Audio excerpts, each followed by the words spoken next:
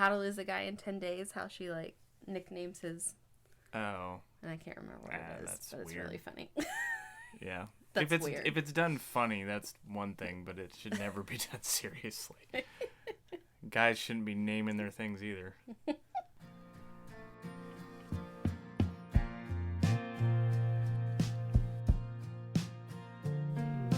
Society's family unit is in crisis as less and less people are making the commitment of a lifelong partnership together. It has been normalized, encouraged, and easier than ever to just throw in the towel when the going gets tough.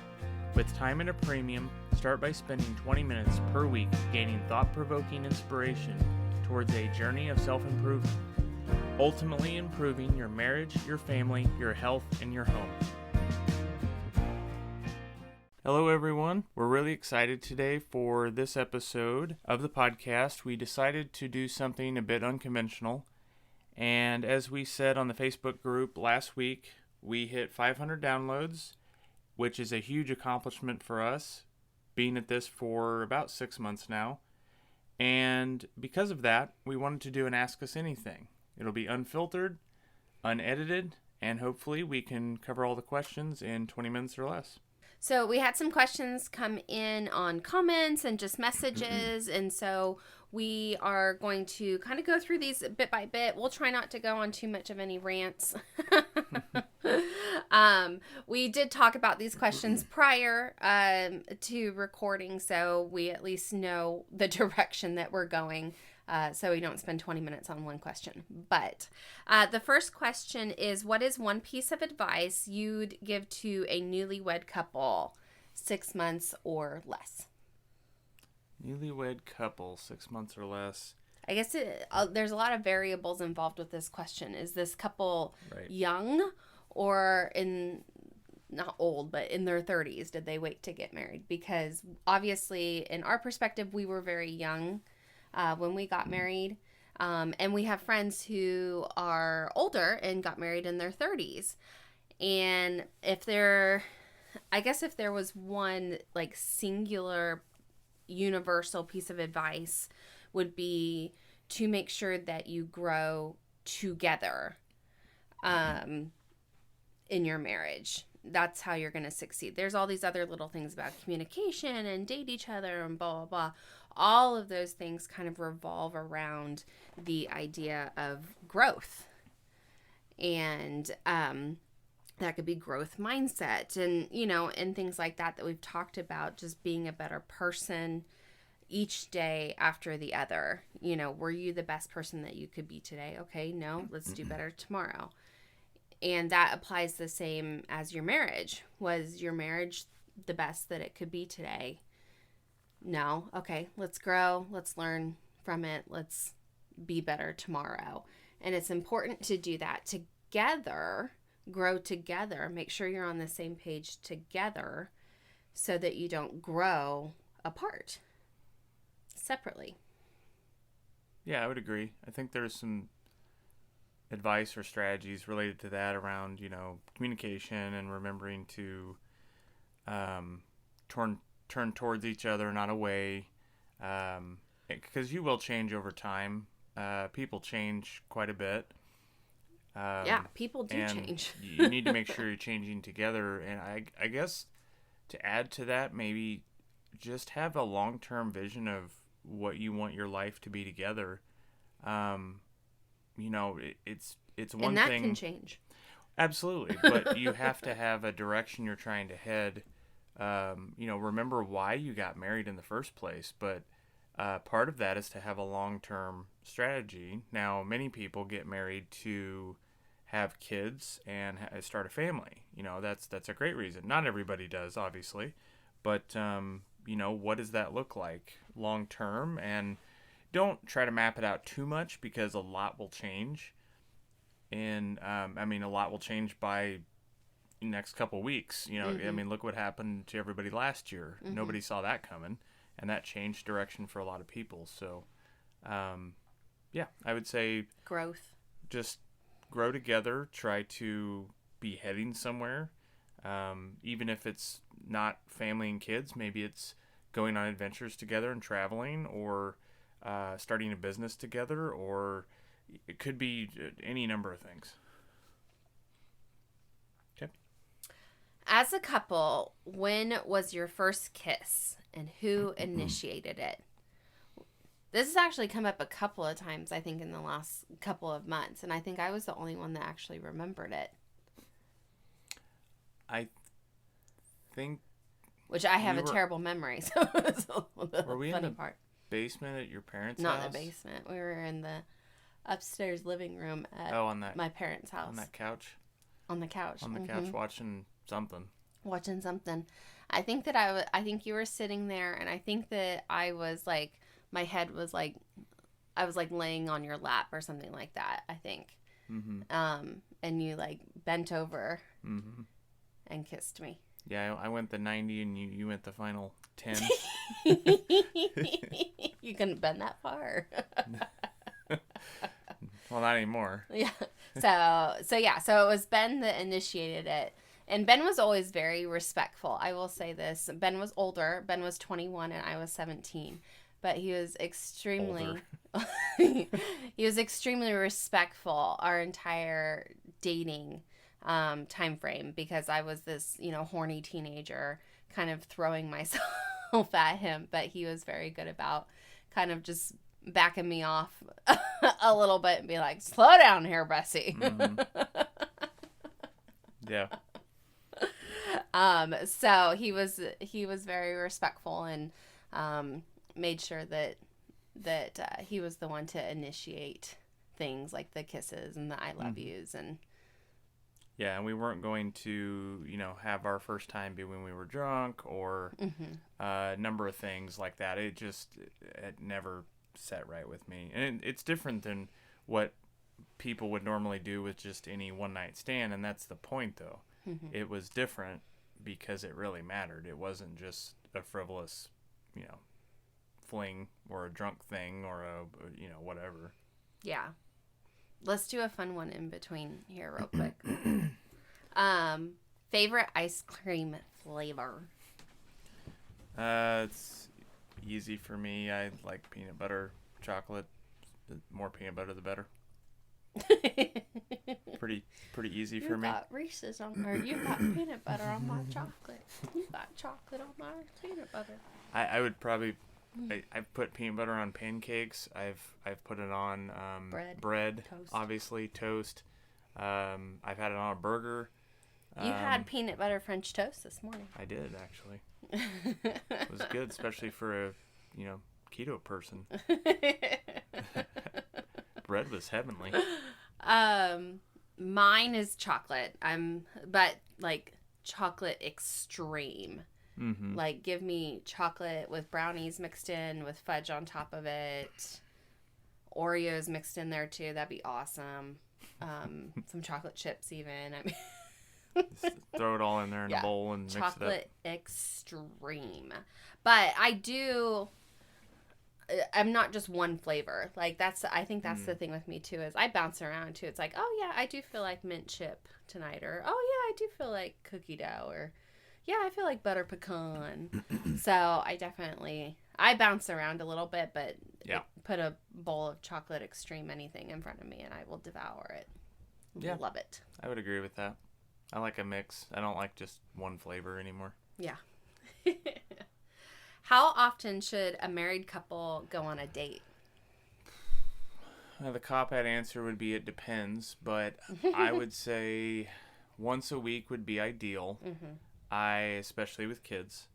Which we're trying to get better about. Right. And it doesn't have to be a full-fledged dinner, movie, a show, and a bunch of other... Yeah. For us, honestly, it could be just going out and having dinner, and then maybe we go browse. The other week we went and looked at model homes together, just when we had some free brain space to actually think and be able to look at it without constant distractions and worrying about kids. So it could be shopping at a store we like. It could be any number of things. It could be productive. Sure. Oh, yeah. It could be just getting something done around the house. But it's important that we do something together and nurture the marriage, because that's why we got together in the first place. And with the busyness of life with kids and work and everything, you tend to lose that priority, and before you know it, you're drifting apart. So the other part I could say is, maybe it's once every other week if you need to, but I wouldn't go a lot longer than that. If it's once a month, it's not enough to stay connected. There's too much going on, and if you're poor, do a date at home. But the main thing is to space yourself out from your distractions. So if you're doing a date at home, like a board game or something like that, put your phones in a different room. Like it's after the kids go to bed. You've got a couple hours, before you have to go to bed. Put your phones in the other room, turn the TV off, get out a board game, and, do that. We are trying to get a lot better about that. Friday nights and our weekends are protected. No work, which we even said that we were going to work this weekend and we didn't. Thought we were going to have to. Well, yeah, we thought we were going to have to work this weekend and we didn't end up doing that. But Friday night, Ben and I always watch a show together. We do not watch TV. Like, we really don't. We have entirely too much going on at our choosing that we choose not to watch TV. Now, that includes movies, shows on Netflix or any streaming service. We will have service. brainless stuff playing in the background. Like during the day, we'll have PBS on for the kids on repeat. And then at night, when we're working during the week, we'll have on a brainless show like Family Guy, or if Ben's working in the office and I'm out working, I'll turn on Great British Baking Show. It's just mindless chatter in the background that I don't pay attention to. But Friday nights, we're working through a show right now, and watching one episode on Friday nights.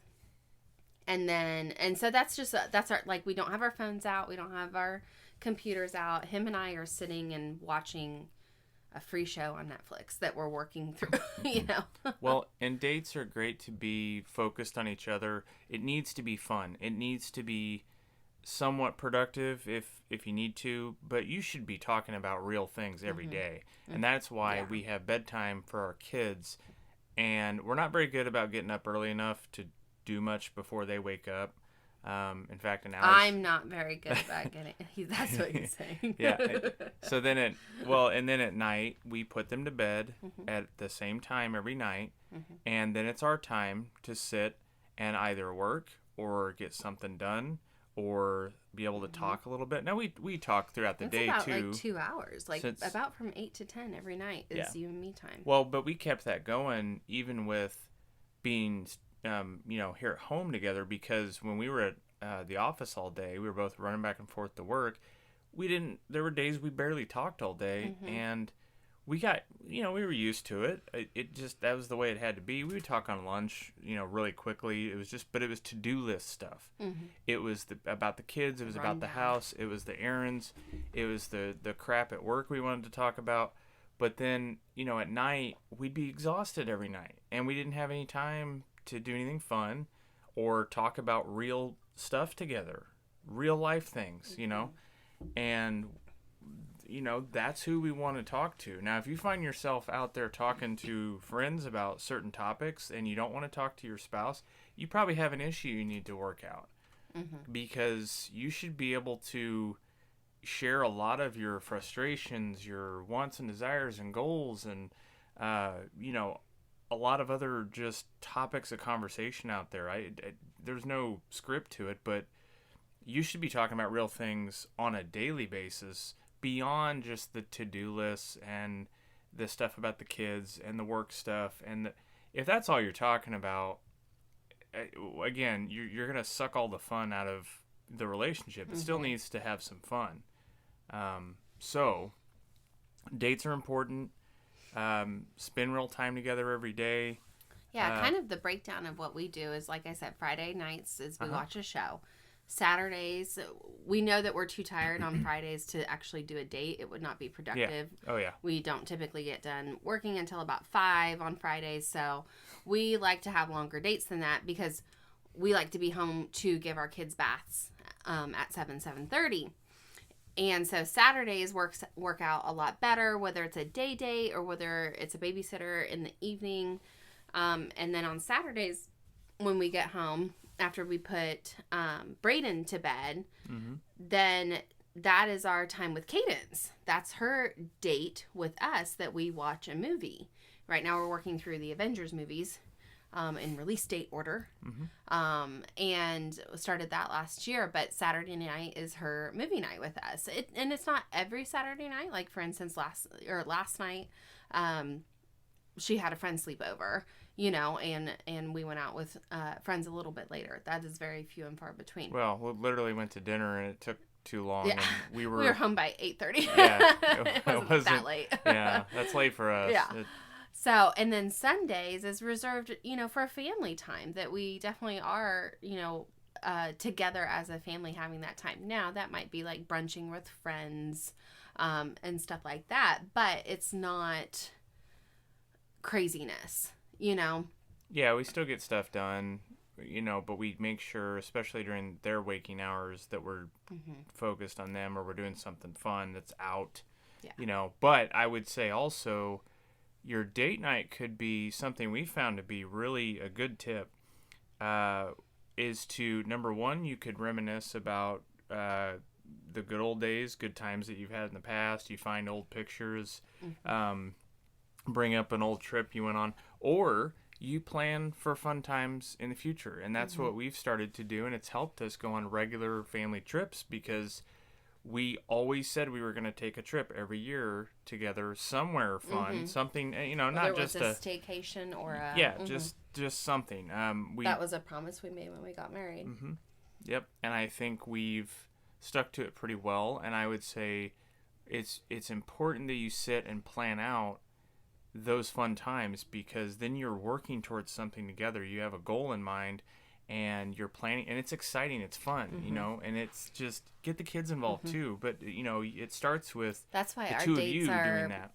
Some of our dates are going to look at model homes because we plan to build, and so it's like, oh yeah, all we had time for was lunch and dreams, but yeah, but that was sure. We're planning for something for the future, and it's really fun to spend your time dreaming together, and and understanding what each other likes and doesn't like, even when it comes to building a house, so very interesting. Keeps it very cohesive, and we also now that KJ is going to be entering her teenage years before long, which seems like kids are entering that. She's like 4 years away. Yeah, but the kids are entering that stage a lot sooner now with all of the things that they're exposed to, and I think that we're going to have to be a unified front with certain issues with phones or social media or other... That is a whole nother issues episode that come up. I know. Anyways, let's move on from that. I think we've got time for maybe one more. Do you have nicknames for each other? If so, please share.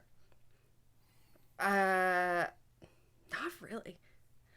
If I call you Ben, that's rare. Wouldn't you say if you call me Allie, it's rare? Usually that's not a good sign. Full name's even worse. Oh, God, whatever. Well, no, I say Benjamin Dean a lot. I would say that's joking. Yeah, that's a jokingly Benjamin Dean. But you never call me Alyssa Marie. No. I've never really been big on nicknames. I mean, we've done the terms of endearment babe thing. Yeah, honey. I don't say sweetie. Love. I say love a lot. Hello, love. Yeah. Hubby. Yeah, some of the general ones I've never been big on those. I just hey you. I'm just kidding. I don't know. That's a tough one. We've never really, even when we were younger, we didn't have. Yeah. Well, and nicknames. I call KJ Babe, and I'll probably call Brayden Babe as well. And you used to say hun to everybody too. Yeah. You called everybody hun. Hun. Hey hun. Hey hun. But yeah, when I say hey babe, they both answer. So. What, Mom?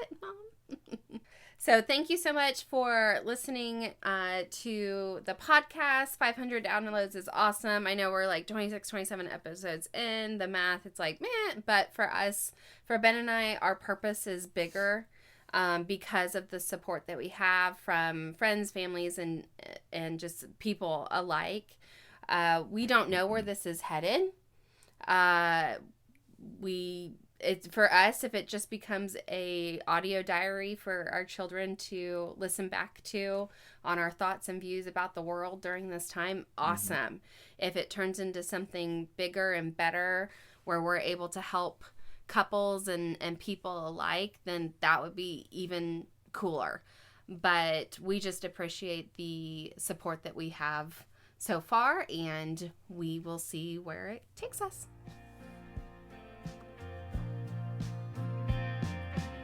If you're ready for your marriage and family dynamic to thrive and not just survive, all it takes is 20 minutes or less joining us each week.